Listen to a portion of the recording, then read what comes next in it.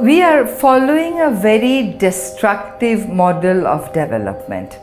It is the model of development that has caused this climate crisis, which in effect is putting the existence of the earth into danger. The other shocking data is about the biodiversity loss, as being feared that under the highest greenhouse gas emission scenario, 50% of all species will be losing most of their suitable climatic condition by 2050, which means that 50% of all species may just disappear by 2050.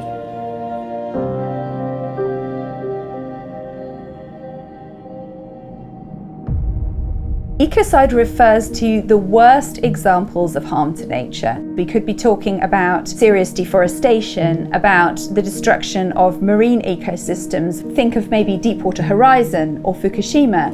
Ecocide means unlawful or wanton acts committed with knowledge that there is a substantial likelihood of severe and either widespread or long-term damage to the environment being caused by those acts.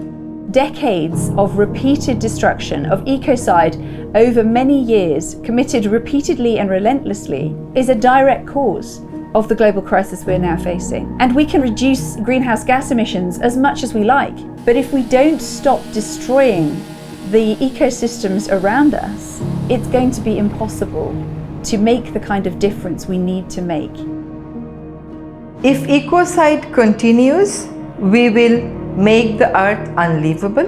We will all be inhaling poisonous air. We will not have safe water to drink. We will not have enough agricultural land to grow safe food for ourselves. We will compromise greatly with the right of survival of the next generation.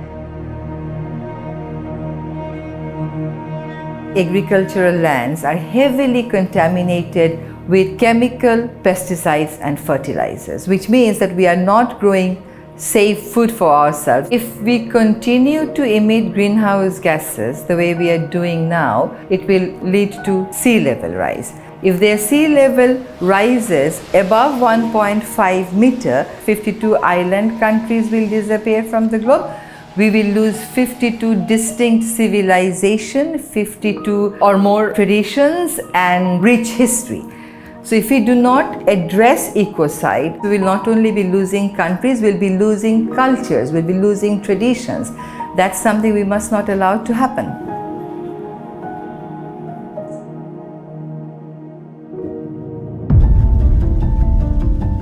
Stop Ecocide is an international campaign and rapidly growing into a global movement with a single, very simple aim: to make serious harm to nature a crime at the international level.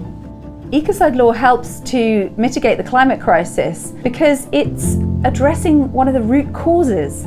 If we only address reducing emissions and we pitch it as something that everybody should be doing in their individual lives, we're going to miss some of the root causes and some of the key players in creating all of that. We are trying to prevent activities that damage the natural systems, the oceans, the seas, the aquatic life, the forest, the biodiversity. So ecocide, if that's given legal recognition, that will convey a very clear message to the plunderers that our earth is not for sale.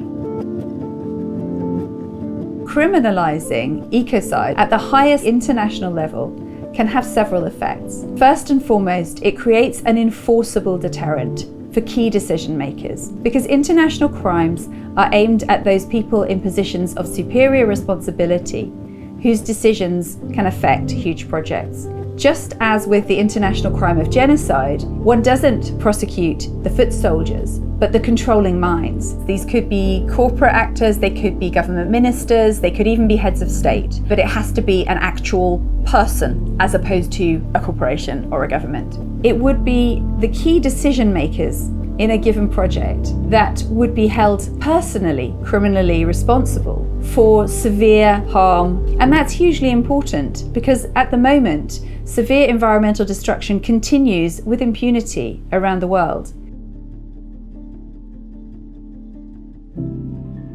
The International Criminal Court is the only global mechanism which directly accesses the criminal justice systems of its member states. So if you make something a crime there, any country which ratifies it must include it in their own domestic legislation. And that's very important with environmental crime because some of the worst offenders are transnational corporations.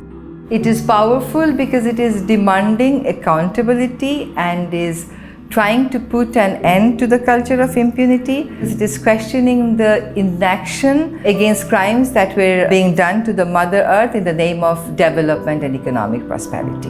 By criminalizing serious harm to nature, you're creating a shift in mindset, and it's one that's absolutely fundamental to us moving into a different space as a human species in relation to the world around us. We must organize ourselves. We must always remember that it is them who are doing the wrong, it is they who are committing the crimes. This campaign has become a global movement, and it's been a gigantic dot-joining exercise that's been nothing short of inspiring in itself. Ecocide law can support all of the targets for the Paris Agreement, for the Convention on Biodiversity, the UN Sustainable Development Goals. But without this law in place, it's difficult to see how those things can be approached, because it doesn't matter how many emissions we reduce. If we are still destroying ecosystems, then the factors that exacerbate climate change will not be removed. But if we remove those underlying causes, such as destruction of ecosystems, we have a chance to actually approach some of those targets. As soon as we understand this word, we have an intuitive moral response. This is wrong, it should be stopped. And so the more this word is used, the stronger this movement becomes.